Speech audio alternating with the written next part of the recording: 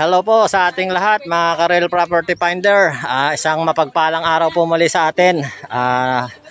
Nandito po kami ngayon sa Barangay Kulawit, Atimonan, Quezon. Meron po kami rito binisitang property na humigit kumulang pong 6 hectare. Ito po ay matatagpuan dito po sa mismong gilid ng property mga ka-farm. Ayan po, kung inyo po matatanaw, meron po siyang mga puno ng mahogany dito po sa area na to. Ayan po siya mga farm. Bali, ongoing nga po pala yung pag-aayos nitong barangay road. Ang barangay road po ay mula po dun sa pinasukan natin. Meron lang pong portion na hindi pa tapos, pero fully concrete naman po siya mga ka-farm. Ito po. Bali, hanggang dun po siya. Mamaya po dadaanan po natin yung pinaka frontage nito nasabing property. Ayan po siya mga ka-farm. Kung nyo pong mapapansin, medyo malinis po yung nasabing property dahil siguro po may mga nag-aasikaso about dito sa mga portion na ganito. Saka meron po siyang nakasugang mga baka na nanginginain po nitong mga damo, kaya hindi po siya sumusukal. Maliban na lang po doon sa gawing itaas, medyo gangilan-ngilan po yung mga damo na tumutubo. Dito po sa mismong gilid ng pinaka-barangay road. Ito pong property ay meron pong frontage na humigit kumulang po 800 to 900 square meters. Sorry. 800 to 900 meters po ang frontage.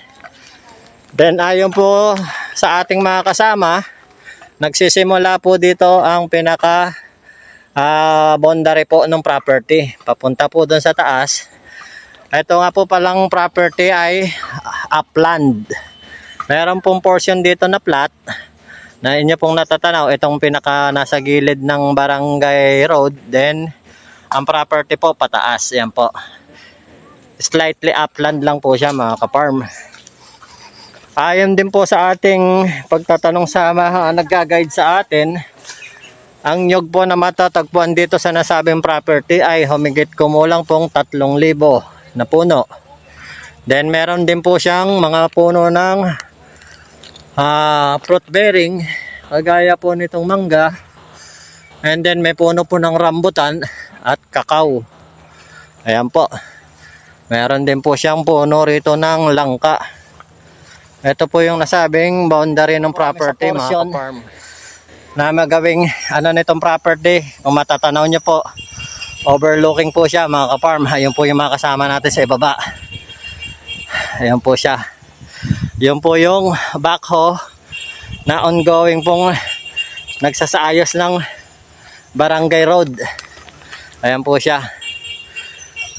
Mula po sa proper ng Atimonan hanggang dito po sa nasabing property ay meron po tayong 10 to 15 minutes po na travel time. Then pagpasok naman po dito, ito po mismong property na po siya along barangay road po. Yan po yung portion na flat. Kaya nyo po mapapansin, doon din po sa kabila na una namin dinaanan, hinintuan, meron din po doon portion na flat. Ayan po, ito po. Meron din po ritong puno ng ayan o, rambutan. Ito po, lansones. Lansones yan, Brian, rambutan. Puno po siya, hardwood. Ito pong nakikita nyo na to na malaki. Hindi ko lang po maano kung anong puno siya dahil medyo hindi po ako familiar sa mga ganitong puno na. Hindi ko po siya masyadong kita. Ayan po. Ito po, may puno po rito ng kawayan. Ito, ayan po. So gagawin po na and then ayan po siya mga ka-farm. Kung inyo po makikita, kalat-kalat po mga ka-farm yung mga pinagbalatan ng nyug. Ayan po. Ayan po siya. Nakatunayan po na ito pong nasabing property ay productive pa po. Hindi lang po natin